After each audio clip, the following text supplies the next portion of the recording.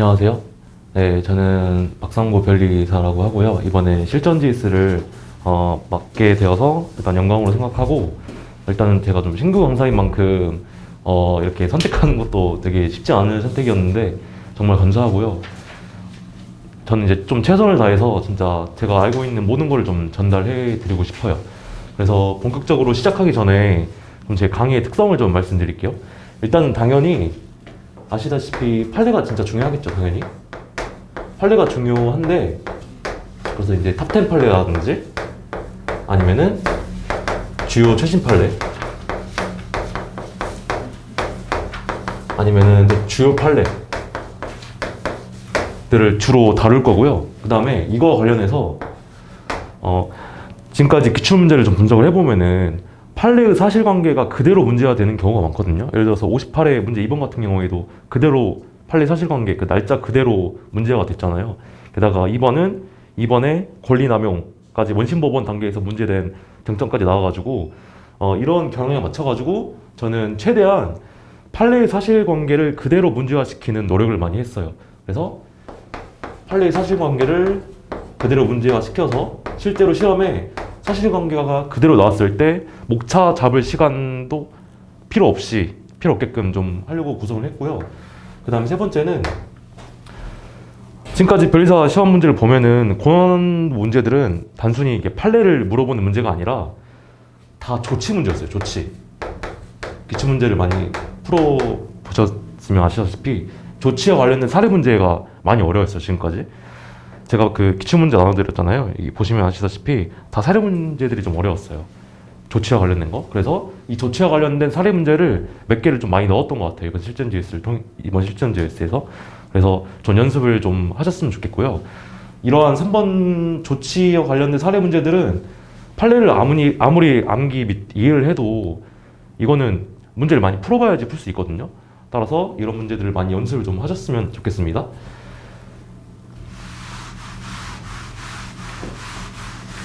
그리고 제가 나눠둔 자료 중에 이번에 탑10 판례가 선고됐죠. 2021년 탑10 판례. 최근에 선고됐는데, 최근에 이제 세미나가 열렸는데, 그거 자료 나눠드렸고, 그 다음에 기출 분석한 것도 나눠드렸고, 제가 답안지만 배부하는 것이 아니라 항상 답안지를 배부하고, 그 다음에 이렇게 보충 자료를 배부해 드릴 거예요. 관련된 거. 그래서 같이 좀 공부하셨으면 좋겠습니다. 자, 여기까지 제 실전 GS 강의 컨셉은 이렇고요. 그러면은 바로 문제 1번으로 넘어가겠습니다.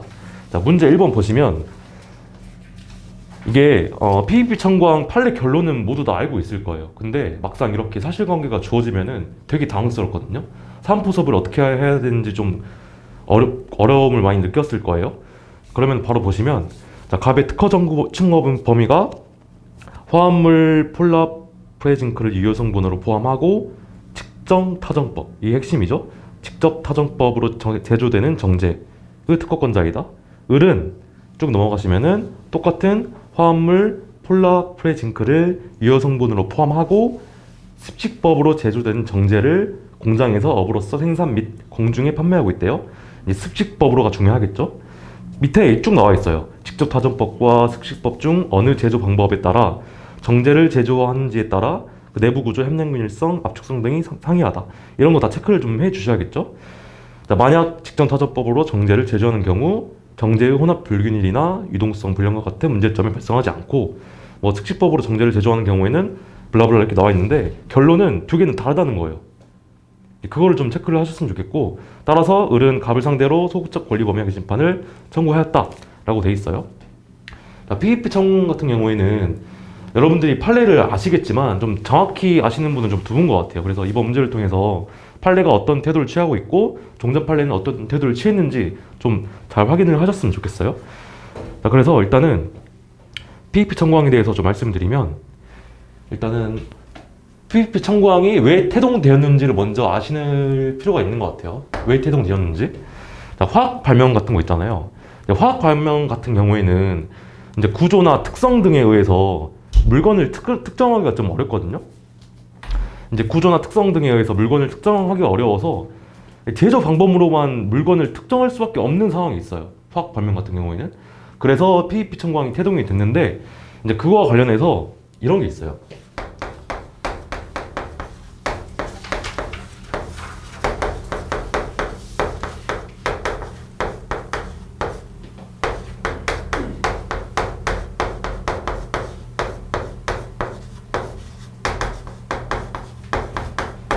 진정 PVP 청구항이라는 단어가 있고 부진정 PVP 청구항이라는 단어가 있어요. 진정 PVP 청구항은 이게 뭐냐면 제조 방법으로만 측정할 수밖에 없는 특단의 사정이 있었을 때의 청구항이에요. 다른 구조나 특성 등에 의해서 특정을 못하고 꼭 제조 방법으로만 특정할 수밖에 없는 발명이 있을 거 아니에요? 그게 진정 PVP 청구항입니다. 자, 이에 반해서 부진정 PVP 청구항은 다른 구조나 특성 등에 의해서 물건을 특정할 수 있어요. 그런데도 불구하고 굳이 제조 방법으로 물건을 특정한 청구항을 부진정 PVP 청구항이라고 합니다. 이제 이 부진정 PVP 청구항 같은 경우에는 이것을 허용할지 말지 논의가 좀 있었어요. 아니, 다른 구조나 특성 등에 의해서 물건을 특정할 수 있는데 왜 굳이 제조 방법으로만 물건을 특정해서 청구항을 기재를 하냐 라는 논의가 있었습니다. 당연히 우리나라 판례는 인정을 하죠. 이거를 인정을 하고, 그래서 진정 PVP 청구항과 부진정 PVP 청구항은 개념을 좀 알아두시면 좋겠고, 자, 그 다음에는 이제 학설의 태도를 좀 정확히 아셔야 돼요. 학설. 이제 학설이 좀 중요한데, 학설은 크게 이제 두 가지가 있죠. 동일성설, 이제 물동일성설이라고도 하는데, 자, 동일성설을 좀 보시면 초점이 항상 물건 발명이 있는 거예요. 초점이.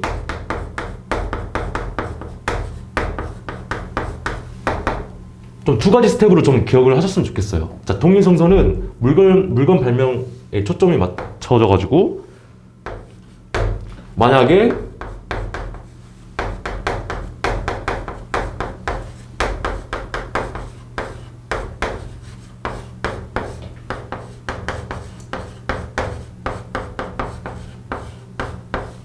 물건 발명으로 동일성이 인정된다면 다른 제조 방법으로 생산된 물건에까지 권리 범위가 미쳐요. 그러니까 학설을 좀 암기를 하실 때 이게 포커스를 어디 맞췄는지 따라서 결과론적으로 물건 발명으로서의 동일성이 인정된다면 다른 제조 방법으로 생산된 물건까지 권리 범위가 미친다 까지 투 스텝으로 좀 암기를 하셨으면 좋겠어요. 당연히 추론 단계에서 똑같습니다. 지금 제가 이제 권리 범위로만 말씀드렸는데 추론 단계에서도 똑같아요. 자, 다음 이제 한정설이 있죠. 한정설이 있는데 일단 이것도 투 스텝으로 좀 암기를 하셨으면 좋겠어요. 한정설이 무엇을 의미하는지 따라서 어떠한 결론을 내릴 수 있는지까지 좀 암기를 해 주셨으면 좋겠습니다. 자, 한정설은 말 그대로 제조 방법에 한정한다는 거예요. 제조 방법에. 근데 여기서 좀 주의할 게 있어요. 예를 들어서 이런 게 있어요. X라는 제조 방법으로 제조된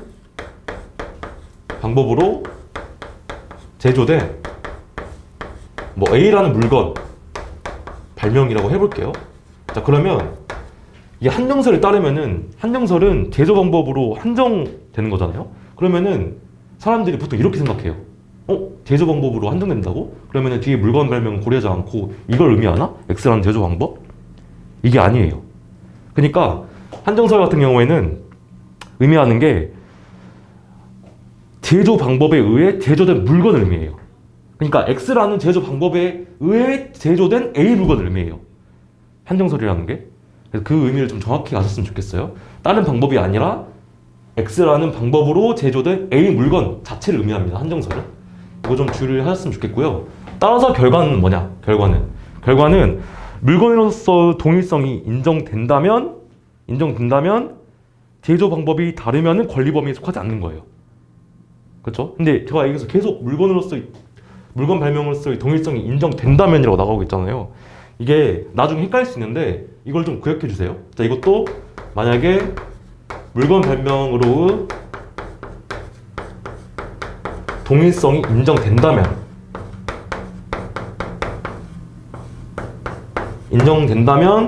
제조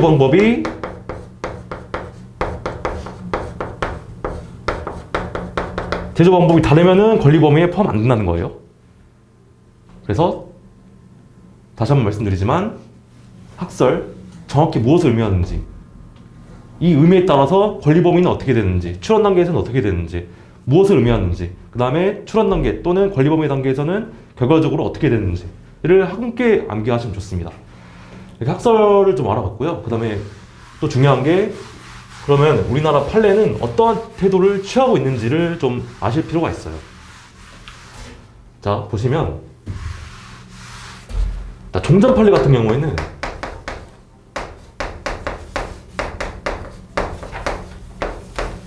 상황을 나눴어요. 종전 판례 같은 경우에는 판례를 보시면 아시다시피 제조 방법으로 특정할 수밖에 없는 특단의 사정이 있는 한, 이렇게 하잖아요. 그게 뭘 의미하죠? 그게 진정 피입 청구를 의미해요. 특단의 사정이 있는 경우, 진정 피입 청구안 같은 경우에는 판례가 제한서를 취합니다.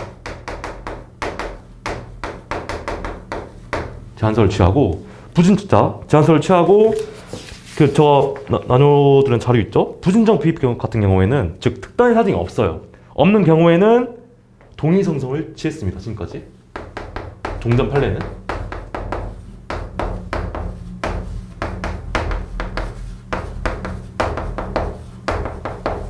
즉 상황을 나눴어요. 특단한 사정이 있는 경우와 특단의 사정이 없는 경우의 상황을 나눴습니다. 자, 하지만 우리 정합제 판례는 이렇게 구별을 하지 않고 그냥 동일성설로 바꿔버렸죠. 아예 그냥. 따라서 종전 판례와 지금 정합제 판례가 어떤 태도를 취하고 있는지 좀 잘 아실 필요가 있어요. 그래서 지금 정합제 판례는 동일성설이다. 이거를 좀 기억을 해줬으면 좋겠습니다. 자, 그래서 문제를 좀 보시면, 갑 특허 발명의 신규성 이본의 무효 사유가 있는지 검토하시오. 자, 이거는 출원 단계죠. 권리 단계가 아니고 왜냐하면 무효 사유를 물어봤으니까. 자, 그래서 여기까지 설명을 해드렸고, 그러면 사안포섭을 할 때 어떻게 해야 되느냐? 문제에서 줬어요. 직접 타정법과 숙식법 중 어느 제정 방법에 따라 정제를 제조하는지에 따라 다르다라고 했잖아요. 그러면은 물건으로서 우리 그 대법원 현재 판례 태도인 물건 동일성설을 보면은 물건이 아예 다른 거예요. 그쵸? 그래서 무효 사유가 없죠. 이렇게 결론을 좀 내리시면 됩니다. 그래서 답안지를 바로 보실게요. 자, 답안지를 바로 보시면은 제가 사안의 포섭을 좀 길게 했는데, 사안 포섭은 되도록 좀 디테일하게 해주면 진짜 좋습니다. 그래서 첫 번째, 본격적인 논의에 앞서서 이게 제조 방법이 기재된 물건 발명부터 시작했어요, 저는. 그래서 1번 보시면 가브 특허 발명은 전체적으로 정제라는 물건으로 기재되어 있으면서 그 제조 방법인 직전 타정법에 대한 기재를 포함하고 있으므로 제조 방법이 기재된 물건 발명에 해당한다. 이렇게 먼저 시작을 했습니다. 그리고 2번, 가브 특허 발명은 직전 타정법으로 제조됨으로써 가진 정제이며 을은 숙식법으로 제조됨으로써 특정되는 구조와 성질을 가진 정제이다. 이렇게 구분을 또 했고, 네 번째 결론, 각각 균일성, 압축성 등의 측면에서 차이가 있다 라고 하고, 마지막 결론, 따라서 동일하거나 실질적으로 동일하지 않으므로 가브 특허 발명의 신규성 무효사는 존재하지 않는다. 이렇게 판단해주면 됩니다. 됐죠? 자, 그래서 PF 청구안 같은 경우에는 학설이 뭘 의미하는지, 동일성설이 뭐며, 그 다음에 그 동일성성에 따라서 권리범위나 출원 단계에서 판단을 할 때 어떻게 판단을 해야 되는지 판단을 좀 하시고, 그 다음에 우리 대법원 판례, 종전 판례가 어떤 학설을 취하고 있었는지까지 좀 암기를 하셨으면 좋겠습니다. 그리고 사안포섭 디테일하게 해주시고요. 그 다음 2번 볼게요. 2번. 자, 2번은 이제 PF 청구항의 이제 권리 단계죠. 권리 단계. 특허 등록이 되었을 때 어떻게 청구항을 해석하는지, 이 문제입니다. 자, 이거 같은 경우에는 일단 한번 비교를 한번 해볼게요. 비교. 일단은 일반적인 청구항의 해석 방법을 보겠습니다. 일반적인.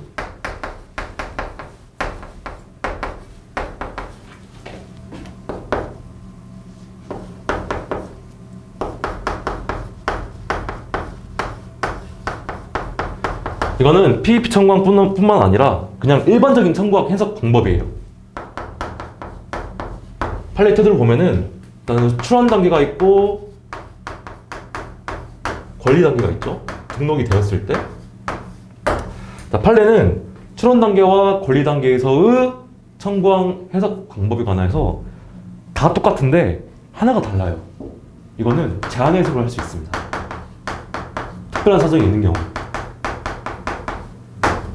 일반적인 청구항이에요. 제한 해석 가능합니다. 지금까지 판례가 그랬어요. 자, 그러면 이거랑 똑같이 PFP 청구항의 경우에도 일반적인 청구항 해석 방법이랑 똑같이 하자 이거예요. 즉 출원 단계와 권리 단계에서 해석 방법이 똑같은데 하나의 차이, 권리 단계에서는 PFP 청구항도 제한 해석할 수 있다 라고 합니다. 따라서 판례는 PFP 청구항의 경우에도 그냥 일반적인 청구항 해석 방법으로 이렇게 흡수를 시켜버려요. 출원 단계에서는 제한 해석 안 됩니다. 하지만 권리 단계에서는 제한 해석 돼요. 이 법리가 따로 나온 게 아니라 여기서부터 출발한 거예요. 일반적인 청구항 해석 방법에 관한 판례에서부터 출발한 거예요. 이론화를 시킨 겁니다. 그래서 이렇게 좀 암기를 하시면 돼요. 그래서 이번 같은 경우에는 특허발명인 권리 범위에 속하는지 여부를 판단할 때 해석 방법이 달라야 한다는 주장을 하였다. 각 주장이 타당성을 논하시오 라고 했는데, 자, 바로 답안지를 볼게요. 자, 보시면 자, PFP 청구항 권리 범위 해석 똑같습니다. 보시면은 제조 방법의 기재를 포함하여 청구 범위의 모든 기재에 의하여 특정되는 구조나 성질 등을 가지는 물건으로 파악해야 한다. 이건 똑같죠? 출원 단계에서 의 판단 방법과. 다만 특허 발명은 권리 범위가 발명의 실체에 비추어 지나치게 넓다는 등의 명백한 불합리한 사정이 있는 경우에는 한정할 수 있다. 이게 따로 나온 게 아니라 일반적인 청구항의 해석 방법을 그대로 차용한 겁니다. 제한 해석할 수 있다는. 자, 그런데 여기서 문제가 생겨요. 명백히 불합리한 사정 있잖아요.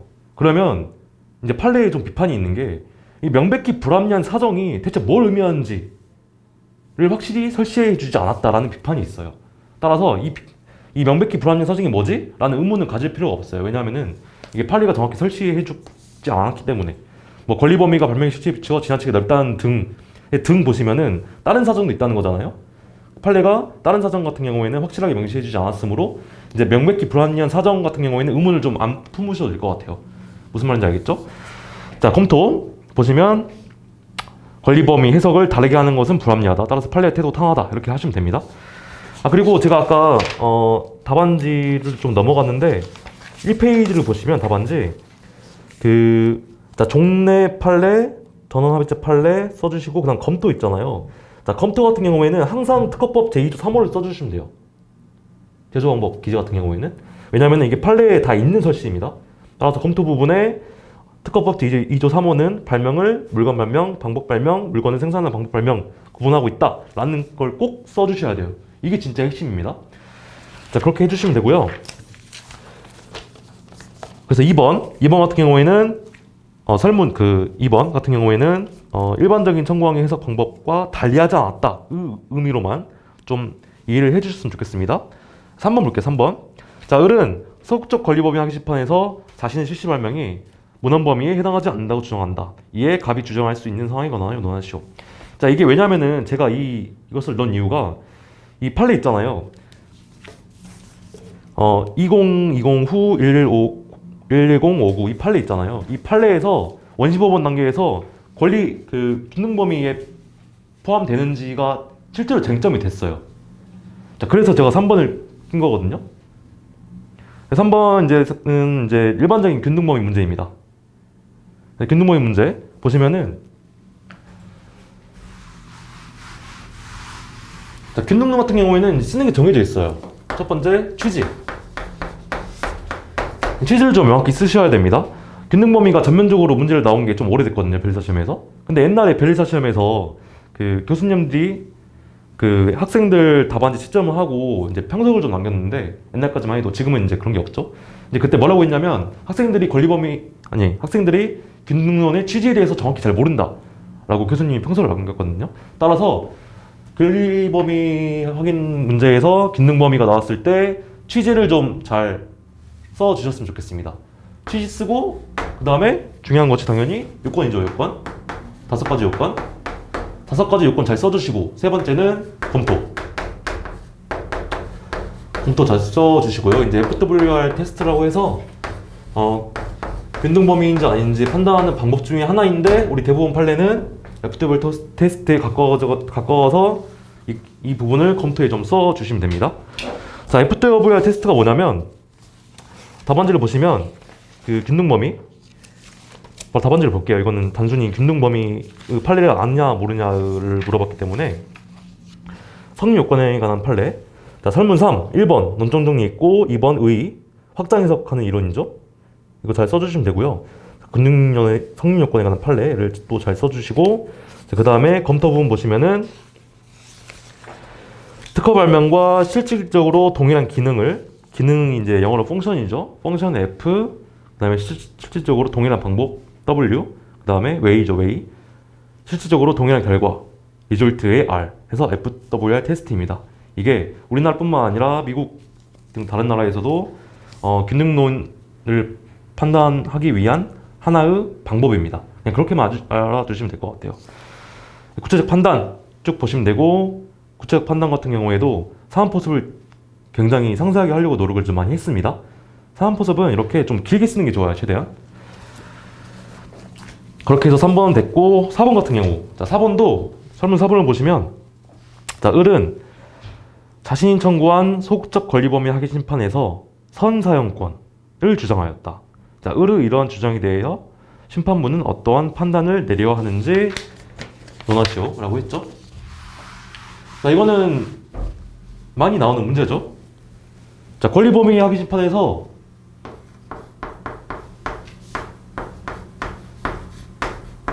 심리할 수 없는 게 대표적인 게 세 가지가 있죠. 자, 첫 번째, 오늘 문제가 된 이제 실시권, 선사용권 등 실시권을 판단할 수 없고, 자, 두 번째는 자, 징보성.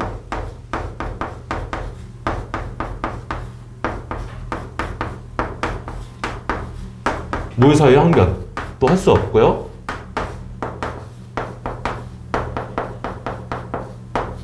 자, 마지막으로는 이제 권리소진 항변. 이 세 가지는 대표적으로 권리범위 학위 심판에서 심리할 수 없는 거니까 잘 알아두셨으면 좋겠습니다. 자, 만약에 진보성 모의사회 항변의 문제가 나왔으면은 좀 자세히 좀 더 써줘야겠죠. 이 부분 같은 경우에는 단순히 실시권, 즉 성사용권을 주장하였을 때 어떠한 판단을 내려야 되는지 단순히 묻는 문제였고, 배점이 4점밖에 안 되기 때문에 그냥 안 된다 라고 써주시면 됩니다.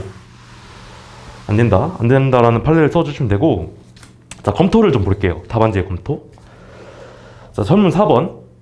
자, 선사용권에 의한 통상실시권을 취득하였다고 하더라도 그와 같은 사정은 특허권 침해 소송에서 항변으로 주장한 변론으로 하고 권리범위에 속한다는 확인을 구하는 것과는 아무런 관련이 없다.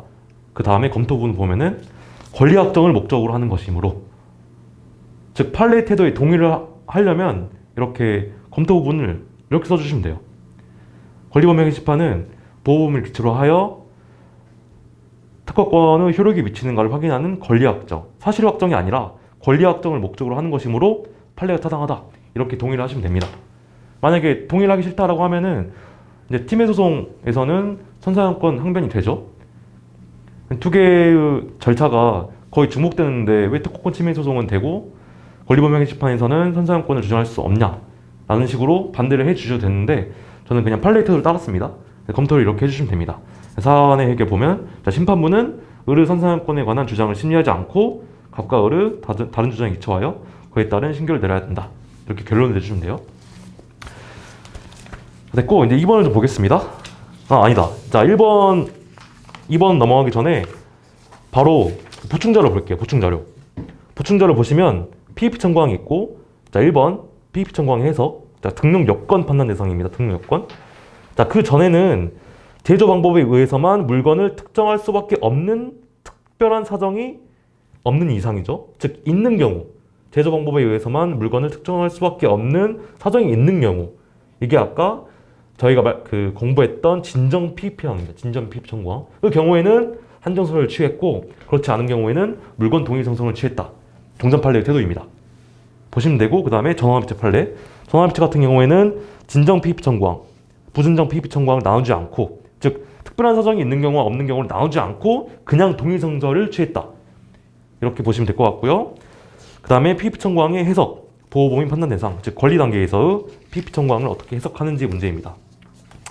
다음 페이지로 넘어가시면 마찬가지로 적용되어야 할 것이다. 다만 이러한 해석 방법에 의하여 돌출되는 권리 범위가 전체적인 기재에 의해 파악되는 발명 실체에 비추어 블라블라 명백히 불합리한 사정이 있는 경우에는 그 권리 범위를 제한 해석할 수 있다. 이거는 일반적인 청구항의 해석 방법과 결을 같이 한다고 아까 말씀드렸죠. 그렇게 보시면 되고요.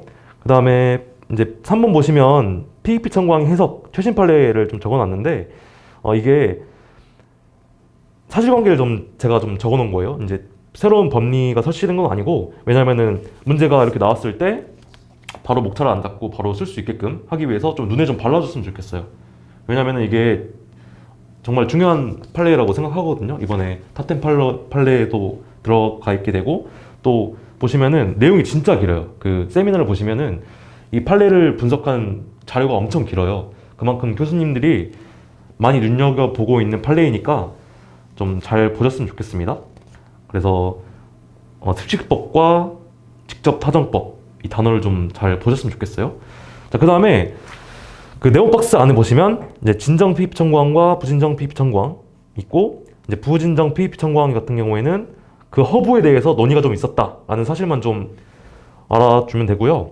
그 다음에 PEP 청구항 해석론 일반. 자, 동의성설. 자, 물건으로의 동의성이 있다면, 자, 이 부분 꼭 체크해 주셔야 돼요. 물건으로의 동의성이 있다면 논의가 이것부터 시작된 겁니다.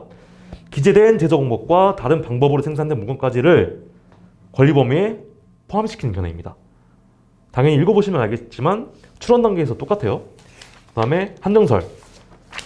제조 방법에 의해 제조된 물건을 의미하는 겁니다. 제조 방법에 의해 그 X라는 제조 방법에 의해 제조된 물건으로 한정된다는 견해이다. 따라서 제조 방법이 다르다면 물건이 같더라도 그 권리 범위에 속하지 아니한다고 해석한다 까지 기억을 해 주셨으면 좋겠어요. 동전 판례 태도 아까 설명드렸고, 전원합체 판례 태도 동의성설. 그 다음에 5번 2013 후 1726 판례가 그거거든요. 마찬가지로 똑같이 적용돼야 된다. 그 판례인데 그 판례를 이해하는 방법을 제가 적어드렸습니다. 이게 그거거든요. 그 청구범위 일반적 해석 방법을 같이 결을 같이 했다. 이렇게 좀 암기를 해 주시면 좋겠습니다. 자, 1번은 이렇게 넘어가고요. 2번 바로 볼게요. 2번도 뭐 어렵진 않았죠. 2번 보시면, 자, 결합발명의 진보성 판단 기준. 이제 결합발명 진보성 판단 기준은 눈 감고도 나올 수 있는 수준이 돼야 되죠. 그쵸? 자, 1번 볼게요. 결합발명의 진보성 판단 기준은 크게 판례를 5가지를 기억을 하시면 돼요. 첫 번째, 이제 사후적 고찰 금지.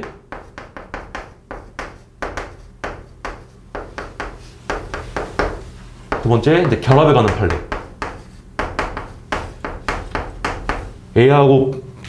A라는 구성요소와 B라는 구성요소를 결합할 수 있다는 암시나 동기 등이 선행기술문헌에 제시되어 있어야 한다. 그 판례고, 세 번째는 이제 유기적으로 결합된 일체로서 효과나 구성의 곤란성을 판단한다 라는 판례가 있고, 제가 답안지에는 이 3개만 썼지만 이제 시간이 든다면은 추가적으로 쓸 수 있는 판례들이 있어요. 자, 예를 들어서 통상의 기술자의 기술 수준,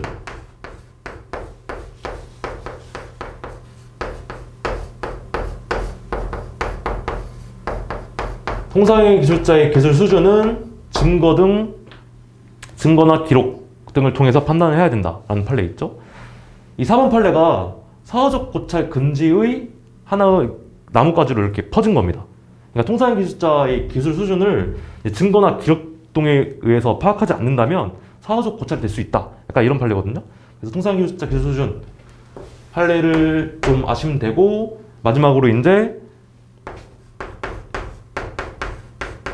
선행 발명의 기술 분야죠. 선행 발명.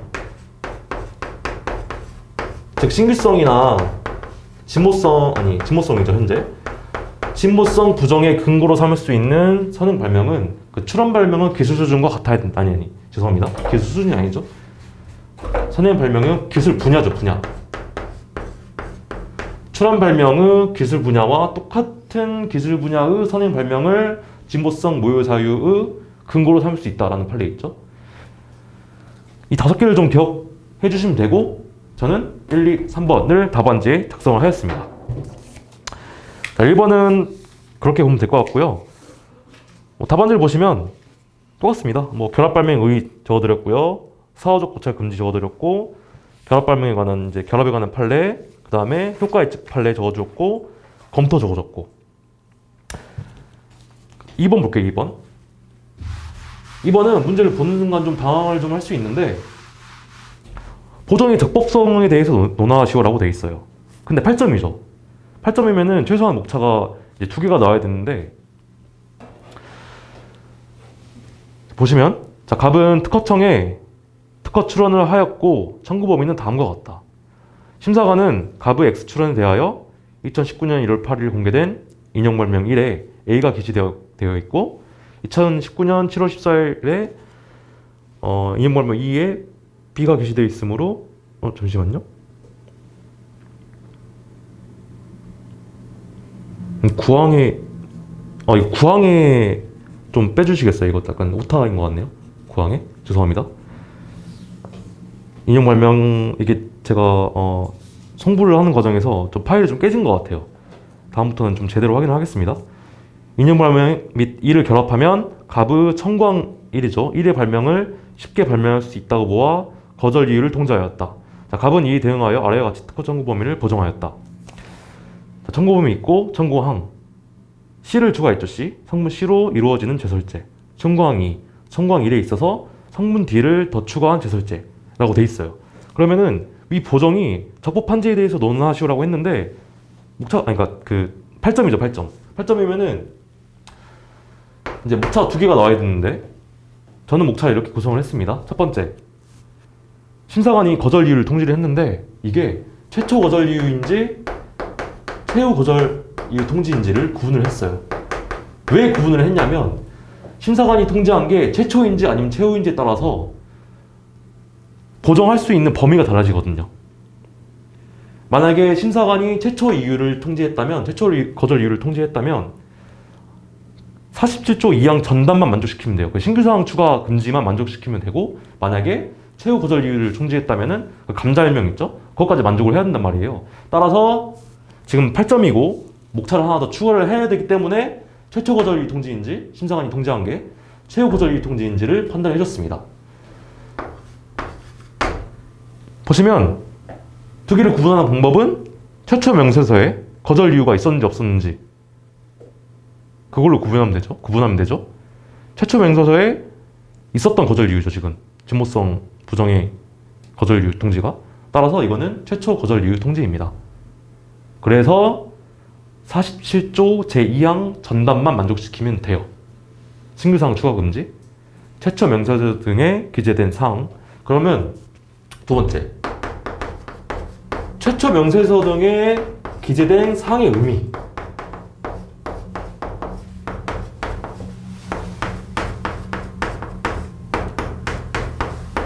판례 있죠? 이제 명시적으로 기재되어 있거나 마찬가지로 이해할 수 있는 사항, 그 판례 있죠? 그 판례를 적어주시면 됩니다. 따라서 1번, 2번 이렇게 답안지를 구성을 하였습니다. 자, 바로 보시면 설문 2번 보시면 잠시만요. 네, 설문 2번 보시면 거절 이유 통지 의의를 적어주었고 그 다음에 최초 거절 이유 통지인지 최후 거절 이유 통지인지 판단을 해주었고 최초 거절 이유 통지이기 때문에 제47조 제2항 전단만 만족시키면 된다. 근데 그러면은 최초 명세서 등에 기재된 사항의 의미가 뭐냐 라는 판례를 적어주었고요. 네, 보시면은 이게 발명의 설명이 없죠. 따라서 사안의 포섭을 할 때 가동적으로 좀 써주셔야 돼요. 이제 성분 D가 추가되었는데 최초 명세서 등에 명시적으로 기재되어 있거나 왜냐하면 발명 설명이 지금 문제에 안 나와 있으니까 있거나 통상의 기술자가 출원 시 기술 상식으로 비춰보아 마찬가지로 이해할 수 있다면 범위를 만족하여 적법하다 이렇게 해주시면 됩니다. 됐죠? 다음 3번을 볼게요. 3번. 특허청 심사관은 보정 후 명세서를 바탕으로 심사를 하였고 기존의 진보성 거절 이유를 극복하지 못하였다고 판단하였다. 특허청 심사관은 청구항 2에 의견 제출 기회 없이 출원 절차를 거절 결정할 수 있는지 설명하시오. 자, 이거는 답이 바로 나올 텐데 이거는 당연히 출원 일체 원칙입니다.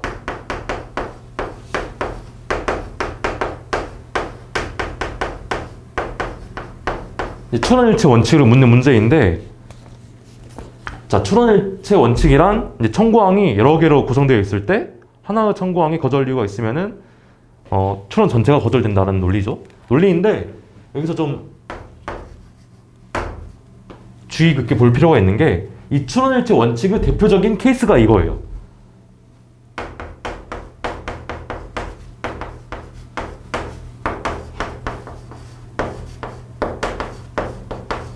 신설된 청구항에 거절 이유 통지 안 한 경우. 자, 만약에 출원일체 원칙이 시험에 나온다라고 하면은 이 특정 사건이 나올 확률이 좀 높아요. 신설된 청구항에 거절 이유 통지 안 한 경우. 이거는 출원일체 원칙을 잘 알면은 바로 풀 수 있긴 한데, 현장 가서 당황할 수 있으니까 이 판례도 좀 특별하게 좀 암기를 좀 하셨으면 좋겠습니다. 자, 그래서 답안지를 바로 보시면 선문 3번 출원일체 원칙에 관한 판례. 하나의 항이라도 거절 이유가 있다면 출원은 전부 거절된다. 이거 써주시면 되고, 두 번째, 신설된 청구항에 대해 거절 이유를 통지하지 않은 경우. 출원일체 원칙의 특별한 케이스입니다. 알겠죠? 그래서 신설된 청구항에 대하여 다시 거절 이유를 통지하여 의견 제출을 부여하지 않고 거절 이유가 통지된 청구항을 이유로 거절 결정을 하더라도 위법하지 않죠. 이 판례를 써주시면 됩니다. 3번 사안의 해결 쭉 써주시면 되고요. 됐죠? 이번은 뭐 그렇게 복잡한 문제는 아니었던 것 같습니다. 자, 다음 3번 볼게요. 3번.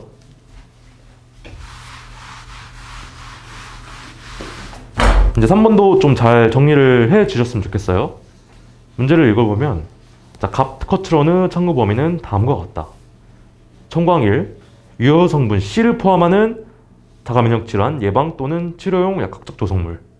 자, 갑은 발명의 설명에 유효 성분 C가 자가면역 질환의 예방 또는 치료에 효과가 있다는 내용에 관한 임상시험의 결과를 기재하여 특허 출원하였다. 자, 문제를 읽을 때 뭐 임상시험의 결과를 기재하여 특허 출원하였다 라는 말이 있으면은 바로 지나치지 말고 이렇게 밑줄을 긋고 좀 빼서 문제가 나왔을 때 바로 사원포섭 하겠다라는 마인드를 좀 가지는 게 중요하겠죠. 자, 한편 갑과 관계없는 을은 갑의 특허 출원 이후 유효 성분 C를 포함하는 약제학적 조성물을 포장 용기에 담아 공중에게 판매하고 있었고, 그 포장 용기에는 자가면역 질환 예방 또는 치료용 의약품이라고 기재되어 있었고, 자가면역 질환 치료 또는 예방의 효능을 그대로 담았다라는 문구도 기재되어 있었다. 위 사실에 기초하여 다음 물음에 답하시오. 자, 갑 출원 발명이 의학용도 발명의 명세서 기재 요건을 충족하였는지 검토하시오 라고 했죠. 판례를 각각 2개씩 암기를 좀 하시면 돼요. 자, 명세서는 발명의 설명과 청구항이 있죠. 잠시만요.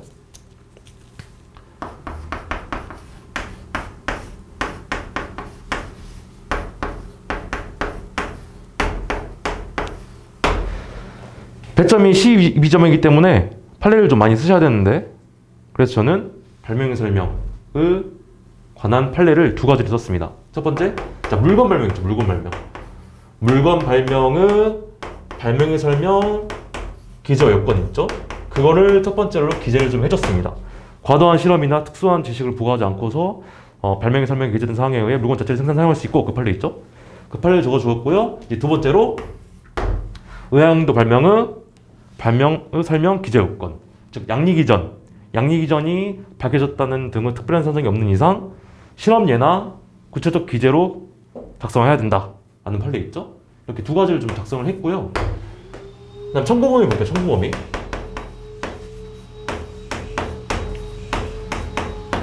청구범위 같은 경우에도 제가 2가지로 나눴어요. 원칙과 예외로 나눴습니다. 원칙과 예외로. 원칙은 당연히 정확히 대상 질병이 무엇이며 약효가 무엇인지를 정확히 기재를 해야 됩니다. 원칙은. 자, 그러나 예외적으로 청구범위에 양리기전만 기재를 하였다고 해도 발명의 설명이나 이제 다른 출원식 기술 수준을 참작해 봤을 때 대상 질병이나 약효가 특정이 되면은 그때는 청구 범위의 기재 요건을 먼저 시킨다 라는 예외가 있어요. 이 두 가지를 써주시면 됩니다. 각각. 만약에 배점이 별로 안 된다라고 하면은 당연히 이게 메인이죠. 이게 메인이고 그 다음에 시간이 없다고 하면은 이 두 개를 합칠 수도 있습니다. 하지만 배점이 높아서 물건 발명에 관한 발명의 설명 기재 요건을 적어주었고 대상의 질병 약호 원칙과 예를 나눠서 판례를 작성하였습니다.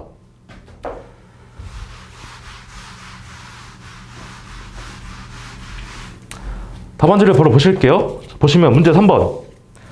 자, 의약용도 발명의 명세서 기재 요건에 관한 판례의 태도를 중심으로 갑 출원이 발명의 설명, 그 다음에 청구 범위 기재 요건을 만족시키는지 살핀다. 의약용도 발명의 의 있고 3번 발명의 설명의 기재 요건. 첫 번째, 물건 발명의 발명의 설명 기재 요건에 관한 판례를 적었습니다. 물건 발명. 왜냐하면 의약용도 발명도 물건 발명이거든요. 물건 발명을 적었고 출원시 기술 수준을 모아 과실 특부 생사 이렇게 두 문자를 따서 암기를 했는데 적어주시면 되고 2번 메인 판례이죠. 의약용도 발명의 발명의 설명 기재 요건, 양의 데이터 등 기재된 실험 내 이해 대신할 수 있을 정도로 구체적 기재 검토 실험의 과학으로 의학연도도 실험의 과학이죠. 실험의 과학으로서 양의 기전이 밝혀진 경우가 아닌 이상 시험리가 없으면 효과의 예측 가능성이 현저히 낮으므로 판례의 태도가 타당하다 라고 기재해 주시면 되고 청구 범위 기재 요건에 관한 판례도 원칙과 예로 나왔습니다. 원칙은 질병 또는 약효로 명확히 기재해야 돼요. 자, 예를 들어서 문제 3번 같은 경우 보시면 대상 질병이 뭡니까? 여기서 자가면역 질환이죠. 자가면역 질환. 약효는 예방 또는 치료용. 이게 약효입니다. 이렇게 질병 또는 약효로 명확히 기재를 해야 됩니다. 자, 예외는 양리 기전만 적어도 의학용도를 파악할 수 있는 경우가 있어요. 다른 출원식 기술 수준을 참작을 했을 때 이때를 예로 적어주시면 됩니다. 사안행위를 보실게요. 자, 사안행위를 보면은 사안행위 단계에서는 문제에서 주어진 사실관계를 최대한 포섭을 하려고 해야 됩니다. 자, 1번 보시면 저는 또 시작을 갑의 출원 발명은 자가면역 질환 예방 또는 치료 용도라는 양리 효과를 제공하는 의학용도 발명이다. 이렇게 시작을 했습니다. 아까 1번 PEP 청구항 같은 경우에도 이게 PEP 청구항이다 부터 시작을 했잖아요. 이렇게 시작을 의학용도 발명이다라고 하시면은 이제 답안지 인상이 좀 더 좋겠죠. 2번.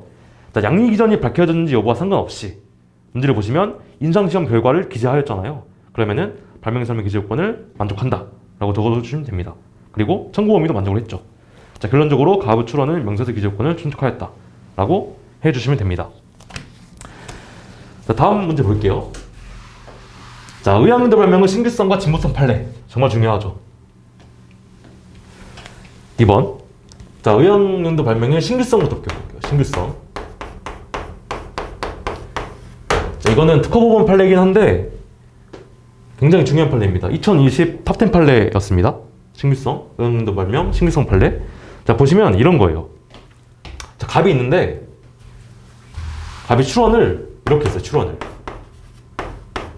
예를 들어서 출원을 이게 판례의 실제 사실관계를 제가 설명을 드릴게요. 판례 보시면 그 유방암 치료용 죄송합니다. 자, 출원을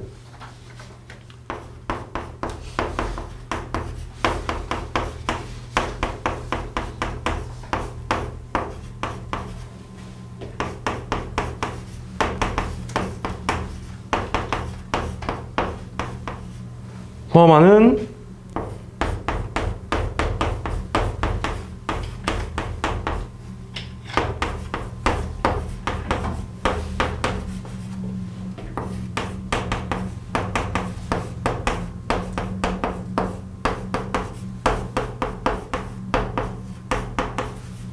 갑이 예를 들어서 청구 범위를 이효성분 X를 포함하는 유방암 치료용 약학적 조성물이라고 기재를 해서 출원을 했다고 할게요. 자, 그러면은 그 전에 자, 이런 문헌이 공개가 되었다고 합시다.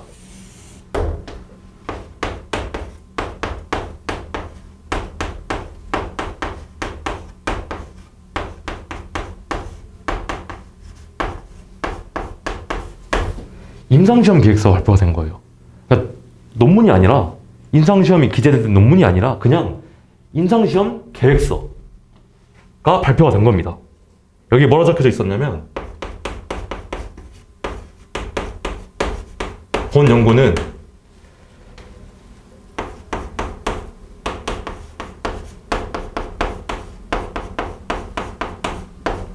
유효성분 X의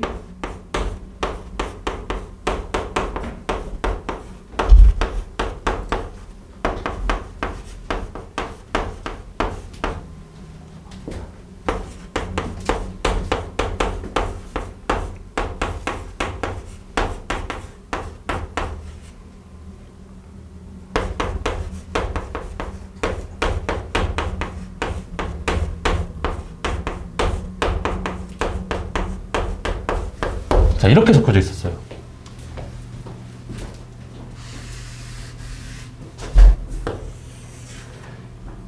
임상시험 계획서에 본 연구는 유효성분 X의 유방암 환자에서의 효능을 평가하기 위한 것이다 라는 임상시험 계획서가 공표가 됐어요. 자, 그러면은 갑의 출원은 유효성분 X를 포함하는 유방암 치료용 약학 조성물을 이제 청구범위에 기재를 해서 출원을 했는데, 이 임상시험 계획서로 갑의 출원의 신규성이 부정되는지가 논점이 됐었어요. 자, 그러면은 두 가지로 기억을 하셔야 돼요. 항상 이 판례 같은 경우에는 두 가지로 나눠서 기억을 하셔야 되는데, 첫 번째로 이 임상시험 계획서가 선행 발명으로서 적격이 있는지가 문제됐어요. 일단은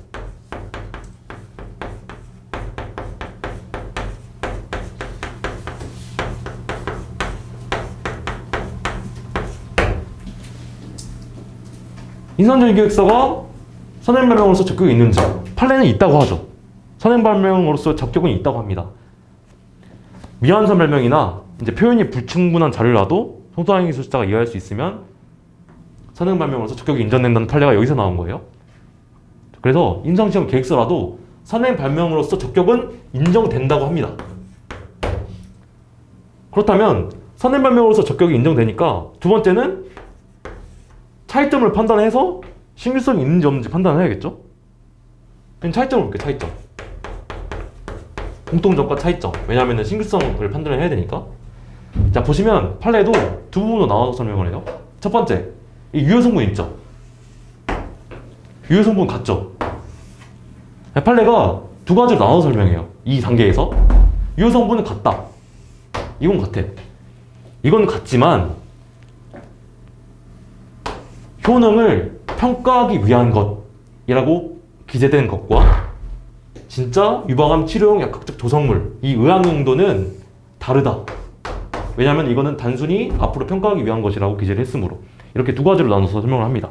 그래서 중요한 게 의학 용도 발명 신규성이라고 하면은 이 임상시험 계획서, 이 판례를 바로 떠올릴 수 있어야 돼요. 그래서 이 임상시험 계획서 판례를 바로 떠올릴 수 있어야 되고, 선행 발명으로서 적격이 있는지 판례는 있다고 합니다. 그렇다면 선행 발명으로서 적격이 인정되면은 이제 차이점과 공통점을 분석을 해서 신규성을 판단을 해야 되는데, 이 부분 같은 경우에도 판례는 두 가지로 나눠요. 유효 성분은 같은데 이 부분이 다르다라고 하는 것. 이렇게 기억을 좀 해주시면 됩니다. 이게 바로 의학용도 발명은 신규성에 관한 것입니다. 특허보험 판례입니다. 특허보험 판례지만 아주 중요한 판례입니다. 자, 보시면은 신규성 됐고, 그 다음 진보성. 자, 진보성 같은 경우에는 이제 판례를 아시겠지만 원래 의학용도 발명이 신규하기만 하면은 특허를 주는 경향이 있었어요. 그냥 새롭기만 하면은 특허를 주는 경향이 있었는데, 이제 이러한 경향을 좀 없애려고 판례가 이제 신규성 거절 이유와 진보성 거절 이유는 구분되어야 된다는 그런 취지에서 판례가 나왔죠. 자, 그래서 바로 답안지를 볼게요. 자, 의학용도 발명은 신규성. 그 의학용도 발명 신규성 문제가 나올 때 이렇게 단순히 신규성, 뭐 진보성에 관하여 논하시오라고 나올 수도 있고, 제가 방금 설명한 거 있잖아요. 그 임상시험 계획서. 이게 실제로 문제가 될 수도 있어요. 그러면은 이 실제로 문제가 됐을 때 문제를 풀 수도 있어야 되니까 이거는 제가 나눠드린 보충 자료에 다 있습니다. 이거는 한번 좀 이따 읽어보도록 할게요. 자, 그래서 의학용도 발명은 신규성에 관한 특허보험 판례, 양리 효과를 객관적으로 확인할 수 있을 정도로 구체적으로 게시해야 된다고 했잖아요. 이게 뭐냐면 아까 두 번째 단계 있잖아요. 선행 발명으로서 적격은 인정된다. 그러면은 신규성을 판단하기 위해서 공통조건 차이점을 분석을 해야 되는데 제가 투스텝으로 한다고 그랬죠? 유효 성분 비교하고 그 다음에 의학용도 비교하고 유효 성분 말고 의학용도 비교에 관한 판례가 이겁니다. 양효과를 객관적으로 확인할 수 있을 정도로 구체적으로 게시해야 된다. 하지만 임상시험 계획서에서는 단순히 앞으로 계획을 말했잖아요. 그래서 다르다. 이 판례예요 지금. 그래서 의학용도 관한 산행 발명이 통상 기술자가 의학용도와 관련한 양효과를 객관적으로 확인할 수 있을 정도로 구체적으로 게시하고 있어야 된다 라는 판례를 적어주시면 돼요. 단순히 의학용도 발명의 신규성을 먼저 물어봤으면. 이게 메인이기 때문에. 됐죠? 검토 적어주시면 되고 검토. 자, 산행 발명과에 구체적으로 게시되는지 여부에 따라 신규성 의무를 결정해야 되므로 똑같이 적용하면 된다 라고 하시면 됩니다. 그 다음에 의학용도 발명의 진보성 같은 판례는 이제 적어주시면 되죠. 임상시험 등에 의한 양효과까지 확인되어 있어야 비로소 진보성을 부정할 수 있는 것은 아니다. 즉 신규하다고 해서 진보성을 인정할 수 있는 것은 아니다 라는 판례이죠. 13쪽 보면은 검토는 자 진보성 같은 경우에는 효과 예측이 가능한지가 척도이므로 공지되어 있지 않았어도 즉 신규성이 있어도 효과 예측이 가능하면은 진보성을 부정함이 타당하다 라고 적어두시면 됩니다. 다음 3번 볼게요. 3번 3번 같은 경우에는 논점을 좀 누락하기 쉽고 이번 기회에 판례를 좀 정확히 암기를 하셨으면 좋겠습니다. 왜냐면은 이게 나올 확률이 좀 높아졌어요. 라벨론. 자, 이런 겁니다. 예를 들어서 지금 문제를 볼게요. 자, 유효성분 C를 포함하는 자가면역 질환 예방 또는 치료용 조성물이 등록이 되었다고 가정을 했잖아요.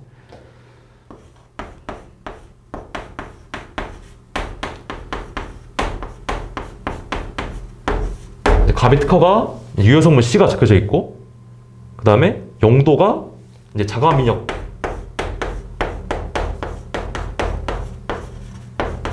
질환 예방 또는 치료용 이게 갑의 특허잖아요. 근데 제3자가 이거예요. 제3자가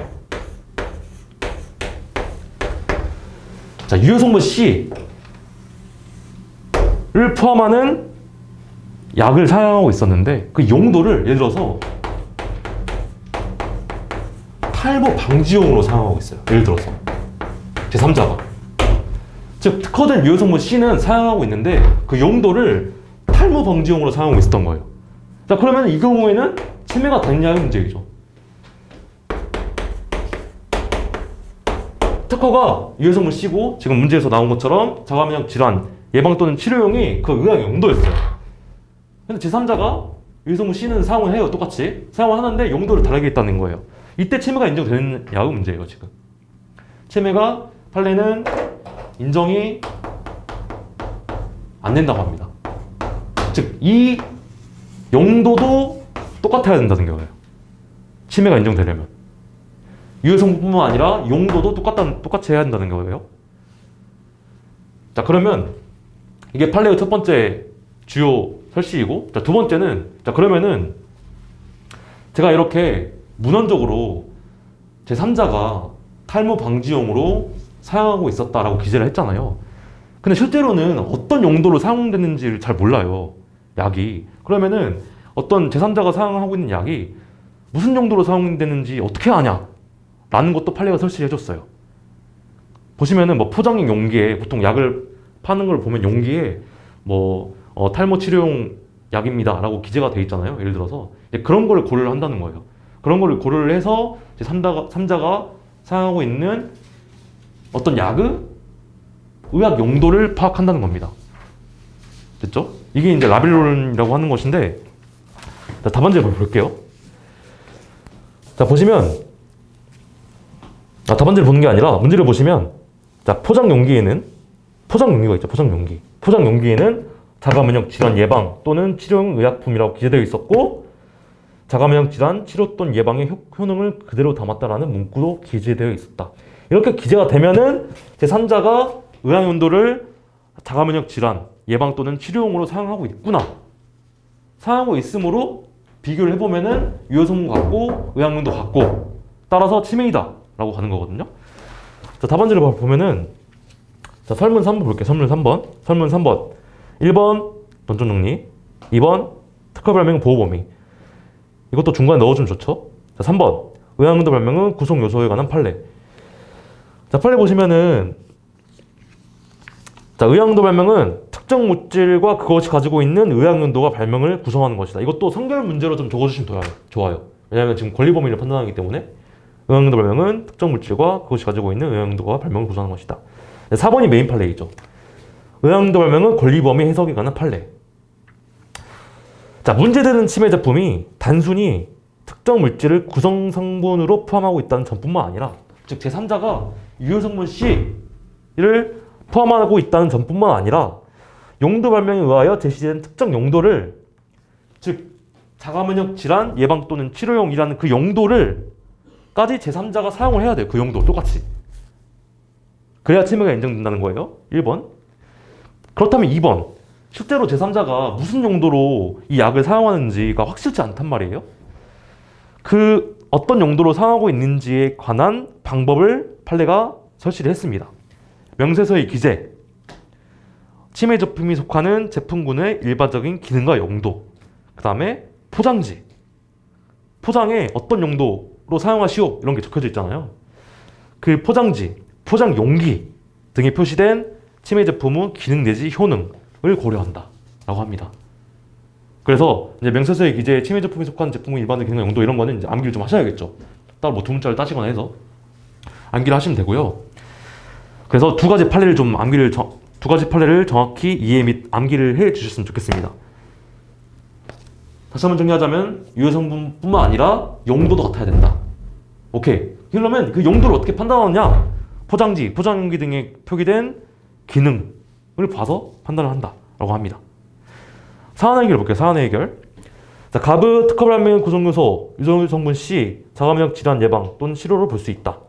1번 시작을 또 이렇게 했죠. 자, 2번 판례에 의하면 의학용도 발명에 관한 특허 침해가 성립하기 위하여는 유효 성분 C를 포함하고 이것뿐만 아니라 자가면역 질환 예방 또는 치료를 주된 용도 또는 부수적 용도로 포함되어야 한다. 됐죠? 그 다음 3번 그렇다면 어떻게 판단하느냐? 을은 C를 포함하는 약제학적 조성물을 공중에게 판매하면서 그 포장 용기에 자가면역 질환 예방 또는 치료용 의약품으로 기재하고 있잖아요. 그러면 이게 주된 용도가 돼서 용도 또한 같음으로 특허 발명의 권리 범위에 속한다라고 하시면 됩니다.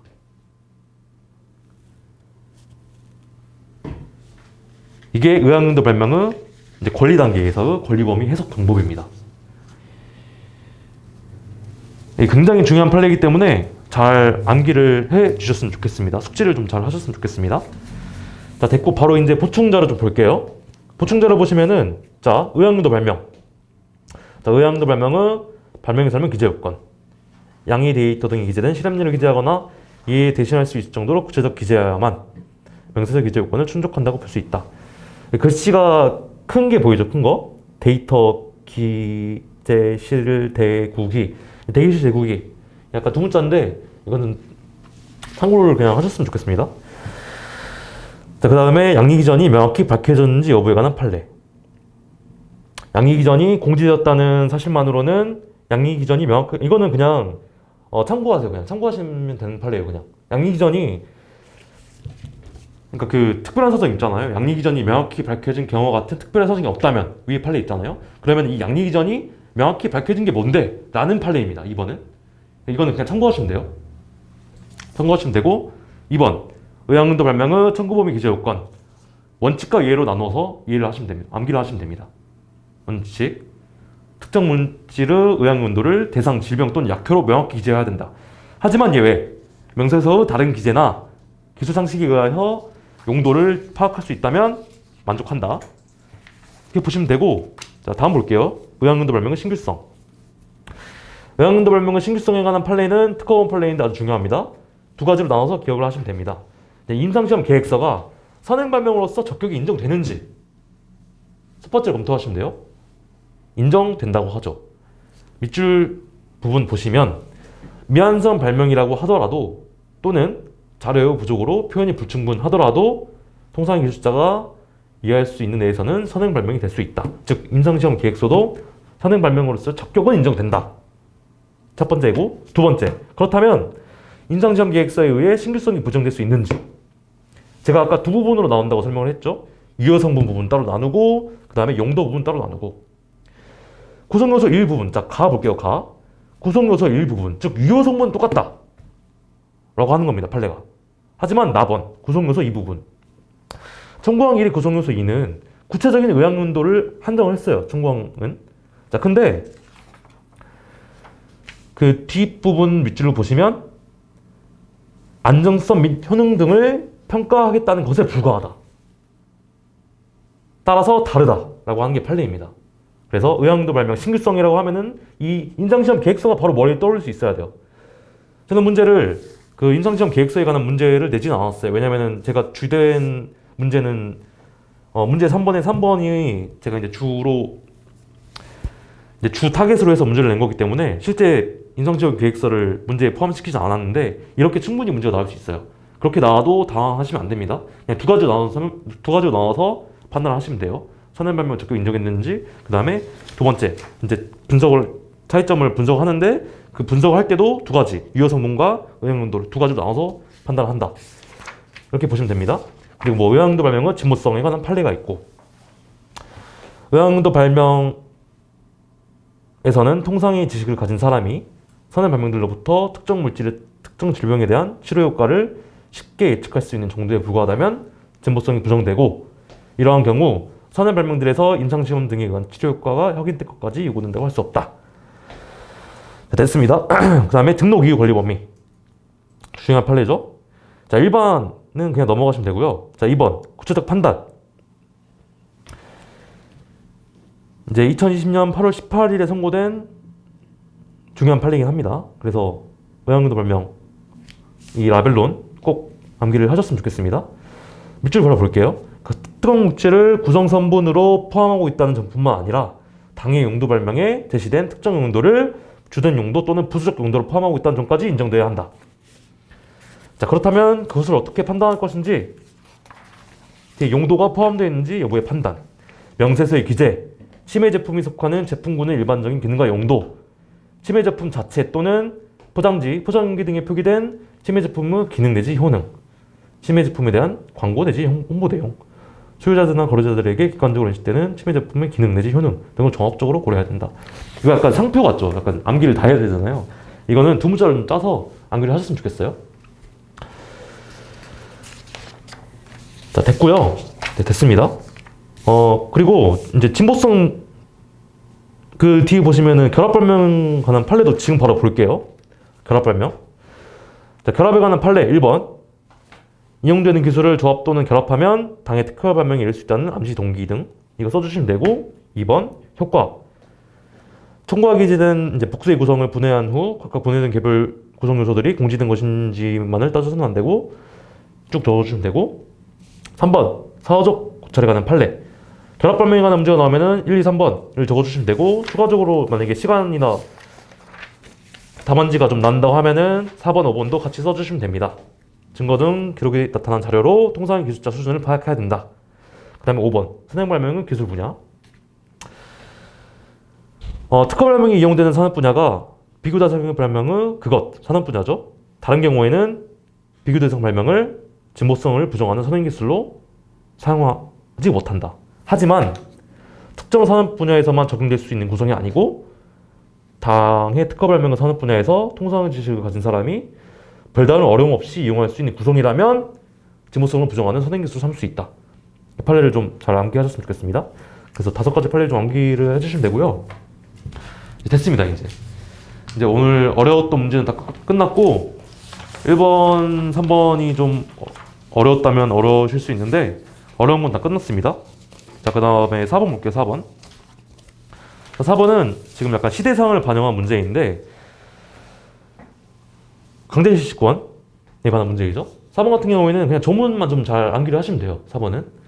자, 코로나 바이러스 감염증과 관련하여 우리나라에 약 100만 명의 확진자 수를 기록하고 있고, 전 세계적으로는 약 2억 명의 확진자 수를 기록하고 있다. 쭉 나와 있고, 또한 세계 모욕기구는 팬데믹 선언 유엔 결의체 쭉 나와 있고, 한편 제약회사 갑은 코로나 백신을 제조하는데 필수적인 성분인 물질 X에 관한 우리나라와 쿠웨이트의 특허권자이다. 자, 갑은 우리나라에서 물질 X를 포함하는 코로나 백신을 생산하여 우리나라에 판매하고 있으나 약값 협의에서 약값이 낮게 책정되었다는 이유로 수량을 제한적으로 판매해 국내 수요를 충족시키지 못하고 있다. 위와 같은 사실관계를 기초로 다음 물음에 답하시오. 1번 보시면 잠시만요. 1번 보시면 제약회사 을은 갑의 특허발명 물질 X에 관하여 갑과 합리적인 조건 하에서 협의를 시도하였으나 협의가 이루어지지 않았다. 선협의를 한 거죠. 이 을은 갑이 물질 X와 관련하여 국내 수요를 충족시키지 못한다는 이유로 특허청장이 재정을 증명한 경우 재정을 인용한 것이 타당한지 논하시오 라고 했죠. 재정 같은 경우에는 답안지가 정해져 있습니다. 첫 번째,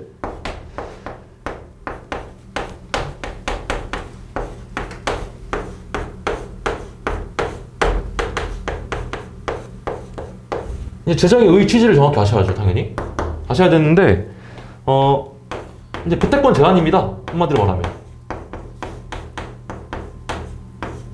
배타권을 제한하는 건데, 자, 의 취지를 적어주실 때 꼭 트립스를 적어주셨으면 좋겠어요.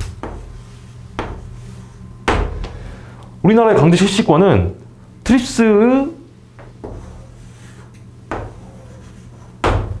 트립스로부터 파생돼서 나온 거거든요.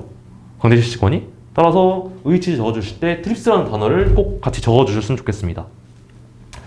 자, 그리고 지금 설문 1번 같은 경우에는 이제 불충분 실시이죠. 불충분 실시. 이것도 그냥 정문에 다 있는 내용인데 실제 문제가 나왔을 때 시간이 걸리면 안 되니까 이건 같은 경우에는 한번 눈에 발라두면 좋습니다. 첫 번째, 선협의 해야죠. 선협의.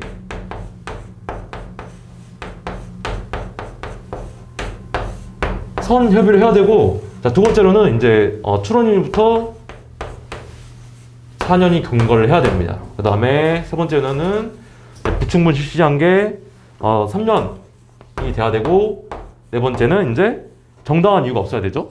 정당한 이유 없어야 되고, 그 다음에 다섯 번째, 반도체 기술이 아니어야 됩니다. 자, 이거는 조문에 있으니까 그냥 눈에만 한번 발라두시면 좋아요. 반도체 기술이 아니어야 된다. 자, 이게 그 요건이고, 따라서 바로 답안지를 보실게요. 설문 1번. 설문 1번 답안지를 보시면, 자, 문제 4번. 1번 원점 정리. 자, 2번 재정의 의의 및 취지, 배타적 권리를 제한하는 것이다. 그리고 의의를 쓰실 때 저는 특허법 제1조를 썼어요. 특허제도는 근본적으로 산업발전에 이바지함을 목적으로 하잖아요. 근데 너무 특허권자의 이익만 중요시 하다 보면은, 예를 들어서 코로나 백신 같은 경우를 뭐 화이자나 모더나 같은 회사가 독점한다고 해봐요. 진짜 완전히. 자, 그러면은 산업발전에 오히려 이바지하지 않을 수도 있잖아요. 특허라는 제도가. 자, 그래서 이 특허법 제1조를 근거로 했습니다. 산업발전 또는 공공이익에 적합하지 않은 경우가 있는 경우에는 특허권 제약을 가하게 합니다. 그리고 3번 트립스라는 단어 꼭 써주시고요. 트립스. 무역 관련 지식재산권에 관한 협정의 틀 범위 내에서 제도가 되었다. 3번 재정시 주의사항 쭉 읽어주시면 되고요. 그 다음에 불충분 실시 재정요건, 이거는 조문 그대로입니다. 자, 조문 그대로이긴 한데, 자, 2번 같은 경우에는 좀 암기를 하셔야 돼요. 그렇다면 그 조문에 나와 있는 정당한 이유가 뭐냐? 라고 했을 때, 자, 정당한 이유란 1번, 저는 이거를 공부를 할 때 두 문자를 따서 외웠는데 두 문자를 그냥 따드릴게요. 1번 정당한 이유란 특허권자에게 심신장애가 있거나 에서 심. 그 다음 2번 실시에 필요한 정부기관 등의 인허가에 문제가 있거나 해서 허. 3번 타법에 의해 실시가 금지 또는 제한돼 있거나 해서 타. 그 다음 실시에 필요한 원료 또는 시설이 없는 경우이거나 해서 원. 그 다음 5번 실시에 따른 물건의 수요가 적은 경우 등에서 수 라고 해서 심어타원수, 이렇게 두 문자를 따서 암기를 했습니다. 저는 이건 암기가 필요해요. 마지막에 보시면 또 키워드를 좀 적어주셔야 되는데, 특허 발명의 불충분 실시 이유가 특허권의 남용으로 보기 어려운 경우, 즉 특허권의 배타적 권리를 제한할 필요가 없다는 의미입니다. 특허권의 남용으로 보기 어려운 경우 등을 말한다. 이게 이제 특허권 수용 실시에 관한 규정을 유추 적용한 건데요. 이거는 그냥 조문 같은 거를 이건 암기를 해주시면 돼요. 특허권 수용 실시에 관한 규정이 있다. 거기서 유추를 한 거거든요. 이거는 그냥 암기를 하시면 됩니다. 정당한 이유 이 부분은. 사안의 해결 바로 하시면 돼요. 1번 문제에서 보시면 을은 선열비를 했죠. 2번 이거는 명시적으로 주어지지 않았어요. 그래서 가정적으로 좀 적으셔야 됩니다. 출원일부터 사는이 근거했는지 여부는. 그리고 3년 이상 국내 소유를 충족시키지 않고 있다. 이런 것도 다 가정적으로 좀 써주셔야 돼요. 물질 X는 반도체 기술도 아니므로 재정 요건을 만족한다. 이렇게 적어주시면 됩니다. 2번 정당한 이유. 정당한 이유 같은 경우에는 사안포섭을 하실 때는 그 사실관계 있잖아요. 우리나라에서 약 100만 명의 확진자 수를 기록하고 있고 전 세계적으로는 2억 명의 확진자 수를 기록하고 있다. 이 부분을 다 사안포섭을 해주시면 돼요. 정당한 이유. 그래서 보시면 1번 쭉 읽어주시고 2번 코로나19, 코비드19와 관련하여 우리나라에서 약 100만 명의 확진자 수를 전 세계적으로는 약 2억 명의 확진자 수를 기록하고 있고 세계매역기구가 팬데믹을 선언했다는 사실 등을 고려하면 코비드19와 관련된 공중보건에 대한 조치는 특허권자의 경제적 이익보다 더 중요한 사회적 필요성이 있어 보인다. 따라서 권리남용이며 정당한 이유로 보지 않음이 타당하다. 라고 사안포섭을 해주시면 됩니다. 5번 따라서 재정을 인용함이 타당하다.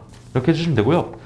설문 1번은 불충분 실시에 관한 판례였습니다. 아니 문제였습니다. 자 2번. 2번은 이제 수출이죠. 수출. 의약품 수출. 의약품 수출인데 이것도 다 정해져 있어요. 목차가. 근데 이거 바로 답안지 보실게요. 재정에 관해서 의 취지는 1번에서 다 설명을 드렸으니까 2번을 보시면은 넘점 정리. 물질 X가 쿠웨이트 의약품 원조의 대상에 해당되어 재정을 인용한 것이 타당한지 살핀다. 2번 재정 요건. 특허권자가 협의했을 것, WTO 회원국의 의약품 통제한 국가의 것을 요건을 규정한다. 조문, 위치 잘 암기해 주시면 되고 그 다음에 의약품이 뭐냐? 의약품은 원조를 통제한 의약품이란 특허된 의약품, 특허된 제조업으로 생산된 의약품이 다 조문이죠. 3번 WTO 통지. 7항 적어주시면 됩니다. 따라서 조문 위치만 좀 잘 보시면 돼요. 그냥 이런 문제들은 구체적 판단 및 결론. 자, 선협을 시도했고 물질 X가 원조 가능한 의약품이며 쿠웨이트가 원조 가능한 국가라면 재정 요건을 만족시키는 바 이하에 살핀다. 자, 의약품, 물질 X, 유해 성분, 그래서 의약품이죠. 그 다음 WTO 통지. 쿠웨이트는 WTO 회원국이므로 WTO의 물질 X의 명칭과 수령 등을 통지했다면 의뢰 재정은 이용을 타당하다. 그래서 문제 4번까지 다 보았습니다. 네, 그래서 실전 GS 1회 이렇게 마무리 하겠고요. 또 질문이 있으면 저한테 질문 주시면 되겠습니다. 네, 그러면 끝내겠습니다. 네, 감사합니다.